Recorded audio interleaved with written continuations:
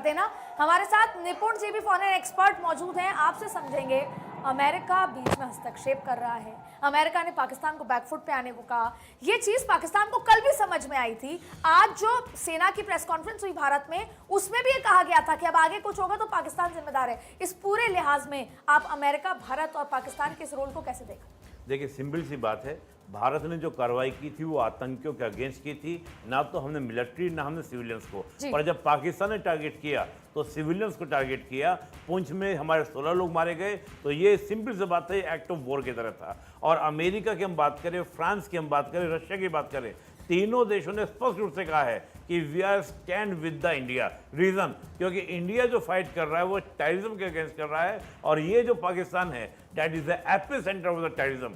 तो भारत की लड़ाई केवल भारत के लिए नहीं है, भारत की लड़ाई आतंकवाद के अगेंस्ट है और पूरी दुनिया के टेररिज्म के इसी बीच अगेंस्ट है। भारत के साथ अपनी घनिष्ठता जताते हुए मौजूदा परिस्थिति पर घोषणा की मिनिस्ट्री ऑफ फॉरेन अफेयर्स ने प्रॉपर एक बाकायदा प्रेस रिलीज भी जारी की है। इसको कैसे देखते हैं सर, आप एक बार बताएं। देखिए, मैं नेपाल के बारे में कहूंगा, आपको याद होगा जो पहलगाम में जो लोग मारे गए उसमें 26 इंडियन थे और एक नेपाली था। तो डेफिनेटली नेपाली भी आपका क्या हुआ है, ग्रसित हुआ है, किसका आतंकवाद का शिकार हुआ है। इस समय अगर आतंकवाद के मुद्दे पर कोई भी देश साथ देता है तो मैं मानता हूं कि पूरी दुनिया उस देश का भी क्या करेगी, बायकॉट करेगी। इसलिए चीन भी खुलकर जो है वो पाकिस्तान का साथ नहीं दे पा रहा है। ये तो कह रहा है कि संयम रखिए, क्षेत्र तनाव मत बढ़ाइए, लेकिन ये नहीं कह पा रहा है कि भारत की कार्रवाई जो गलत है। वो ये कह रहा है कि हम आतंकवाद के हर प्रकार की निंदा करते हैं। बिल्कुल sir, I will get back you. इसी बीच एक बड़ी जानकारी ये मिल रही है ऑपरेशन से जुड़ी हुई। इंडिया गेट, लाल किला, ताजमहल की जो सुरक्षा है, यानी ऐतिहासिक इमारत है, उनकी सुरक्षा को और ज्यादा कड़ी कर दी गई है।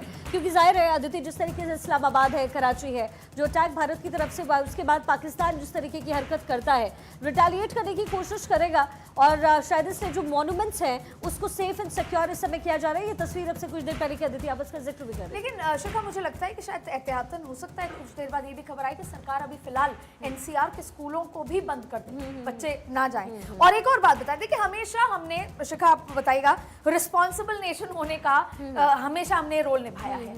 और पिछले 2 दिनों में भी ये सब कुछ होने के बाद, 22 अप्रैल को ये होने के बाद भी, जब जब हमने प्रेस कॉन्फ्रेंस की, पहला आतंकवादी हमला किया, बताकर किया, छुप कर नहीं किया, 12 दिन तक रोज बताया। उसके बाद भी ये कहा कि हमें ना सिविलियंस ना सेना के ठिकानों पर, फिर भी पाकिस्तान ने गलती करी एक, अब दूसरी गलती आज रात को। तो इतना रिस्पॉन्सिबल और डिप्लोमेटिकली, कूटनीतिक के लिहाज से हम हर बार जब कुछ एक्शन लेते हैं, अमेरिका को, फ्रांस को, इटली को, सबको अपने कॉन्फिडेंस में लेते हैं। तो इस लिहाज से, इस रिस्पॉन्सिबल नेशन और कूटनीतिक लिहाज से हम जो आगे बढ़ रहे हैं, आपको लगता है कि निपुण साहब, कर्नल इंद्रजीत सिंह, आप भी जवाब दे सकते हैं कि इस लिहाज से कैसे देखते हैं आप भारत की जो आगे डिप्लोमेसी भी हैंड इन हैंड? बिल्कुल, भारत की डिप्लोमेसी और भारत की जो है ना राजनीति, सभी मिलके बहुत अच्छा काम कर रहे हैं। अभी आपने जैसे एक गोरखा नेपाल का जो कहा, मैं उसका एक उदाहरण देना चाहूंगा आपको कि हमारे देश में भारत 2 रेजिमेंटें ऐसी हैं जिसमें टोटल ही गोरखा हैं नेपाल से जुड़े हुए, और उनको बोलते हैं जीआर रेजिमेंट जी। तो 2 रेजिमेंटें ही टोटल नेपाल की हैं जो भारत में रह के और भारत की आर्मी की बन के रह रही हैं।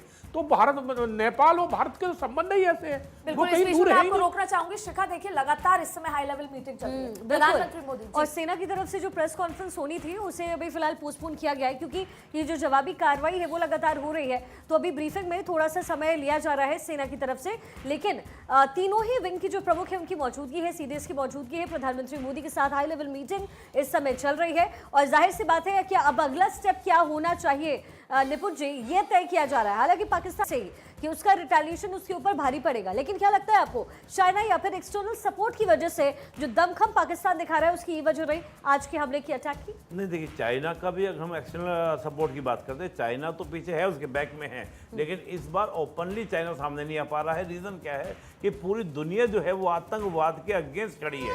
जैसा भी आपने कहा, भारत की डिप्लोमेसी, भारत की कूटनीति की जीत है। एक बड़ी खबर इस वक्त की आपको बता दें कि पाकिस्तान सेना की चौकियों पर बीएलए का हमला हुआ है। बीएलए ने गैस पाइपलाइन में उसको उड़ा दिया गया है। देखिए, पाकिस्तान सेना की चौकियों पर हमला, तस्वीरें आप देखिए किस तरीके से। बिल्कुल, ये बड़ी जानकारी इस समय मिल रही है।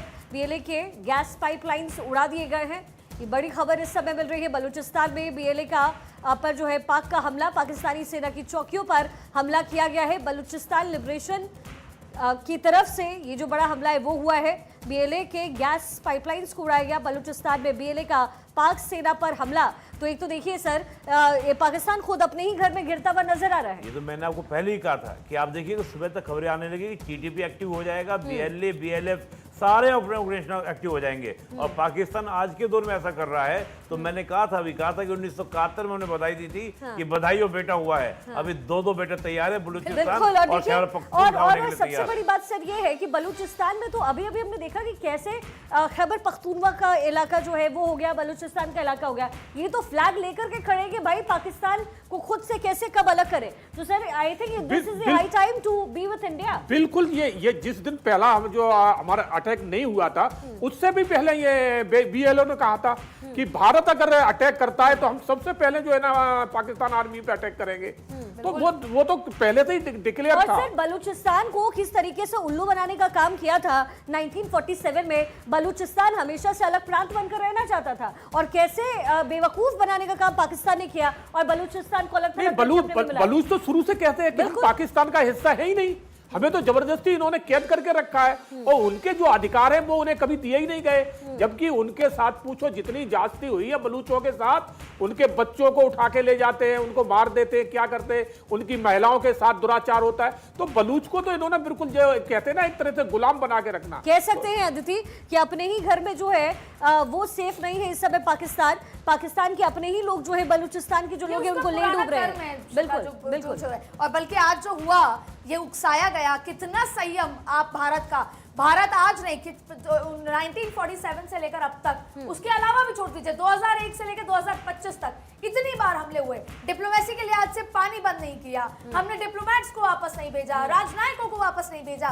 लेकिन कब तक सवाल उठता है कि उस संयम का गलत फायदा पाकिस्तान ने आज भी एक बार फिर उठाया और अब पाकिस्तान ये अपने आंखों के सामने आज की रात भुगत रहा है। निपुण सर, ये क्या खामियाजा पाकिस्तान भुगत सकता है जो बीएलए एक बार फिर से एक्टिव हो गया बलूचिस्तान में और भारत की तरफ से तो हमले हुए रहे? देखिए बीएलए तो आप देखिए 1948 से बलूचिस्तान में इंसर्जेंसी चल रही है और कलात के खान जो मीर खान थे उनको जबरदस्ती जिन्ना ने गन पॉइंट पर मिलाया था। और तब से बलूची कहते हैं कि हम 10,000 साल से बलूची हैं और हम देखें तो 16 साल से मुस्लिम हैं और 70 साल से हमको पाकिस्तान बनाने का प्रयास किया जा रहा है, लेकिन हम पाकिस्तानी बनने वाले नहीं हैं। और जो आज ये पाकिस्तान कर रहा है, मैं निश्चित से कह सकता हूँ कि आप देखिए 2-3 दिन में खबरें आएगी कि बीएलए कितना ज़्यादा एक्टिव होगी। और वो भूले नहीं हम लोग ट्रेन की घटना, तमाम तरह की घटना देखिए। बीएलए के साथ एक ही दिक्कत थी कि भारी सपोर्ट नहीं था, केवल अमेरिका सपोर्ट कर रहा था, पहले माना जा रहा था। लेकिन जैसे ही पाकिस्तान ने अमेरिका को वहाँ के मिनरल्स का ऑफर दिया तो अब अमेरिका ने हेल्प करना बंद कर दिया। लेकिन आज का हालात तो थाली में परोस के पाकिस्तान दे रहा है, मुझे दिख रहा है। और अभी आप देखिए, आपने खबर सुनी हुई, कराची के साथ साथ हमने ग्वादर पोर्ट के पास एक पोर्ट और है जो बलूचिस्तान पड़ता है, उस पर हमने अटैक किया। वहाँ पर आपके F-16 के जो है वो डिप्लॉयड थे। तो अगर वहाँ पर अटैक होता है, ग्वादर पर भी अटैक भारत सरकार कर देती है, भारतीय नेवी कर देती है, तो मुझे लगता है कि बलूचियों के लिए शानदार मौका नहीं होगा, शानदार अवसर नहीं होगा कि वो पूरा का पूरा बलूचिस्तान क्या कर सकता है। तो देखिए इस समय अदिति पाकिस्तान चौतरफा घिरा हुआ नजर आ रहा है। एक तरफ भारत की तरफ से लगातार मिसाइलें दागी जा रही है, वहां पर मिसाइल अटैक हो रहे हैं, ड्रोन हमले हो रहे हैं। वहीं दूसरी तरफ बलूचिस्तान के साइड से भी पाकिस्तान पूरी तरीके से घिरता हुआ नजर आ रहा है, क्योंकि पाकिस्तानी सेना की जो चौकियां हैं उस पर हमले हुए हैं। आसिम मुनीर की तरफ से स्टेटमेंट दे दिया गया है कि हमारा जो एक पायलट है वो भारत की गिरफ्त में है। तो अब जो है ये पूरी वॉर ऑन सिचुएशन इस समय दोनों ही देशों के बीच। हाँ देखिए, और इन सब के बावजूद भी उरी का इलाका जो है और पुकवारा का जो इलाका है वहां पर पाकिस्तान की तरफ से अब सेना की नहीं, डायरेक्ट सिविलियन इलाकों में अटैक करने की कोशिश की है। ये बात अलग है कि इंडियन आर्मी उसको मार गिरा रहा है, लेकिन सबसे महत्वपूर्ण बात है कि इस समय भारत के हमले से घबराया हुआ पाकिस्तान है और भारत के हमले रोकने के लिए किस तरीके से पाकिस्तान बौखला चुका है। अदिति, ये पूरी टाइमलाइन है इस समय जो हम अपने दर्शकों को दिखा रहे हैं। ये कहानी शुरू होती है आज शाम 8:30 बजे से। 22 अप्रैल का हम जिक्र नहीं करेंगे, वो तो बीत गया, उसका जो जवाब है वो भारत दे चुका है। आज 8:30 बजे से जो पाकिस्तान की तरफ से ड्रोन अटैक्स होने शुरू हुए और उसके बाद ये जो सिलसिलेवार जो हमले हैं वो चलते चले गए। बिल्कुल, अब आपको हम पूरी टाइमलाइन ढंग से बताते हैं किस तरीके से 8:30 पर पाकिस्तान ने जम्मू पर अटैक किया और फिर देखिए ये पूरी टाइमलाइन आपको बताएंगे 8:30 बजे से कैसे पाकिस्तान ने अपनी ये नापाक हरकत शुरू की भारत में 8:30 बजे। सबसे पहले देखिए दिन और कितना लंबा चलेगा ये देखना होगा। भारत पाकिस्तान युद्ध, आज हर व्यक्ति के मन में यही जिज्ञासा है और इस बारे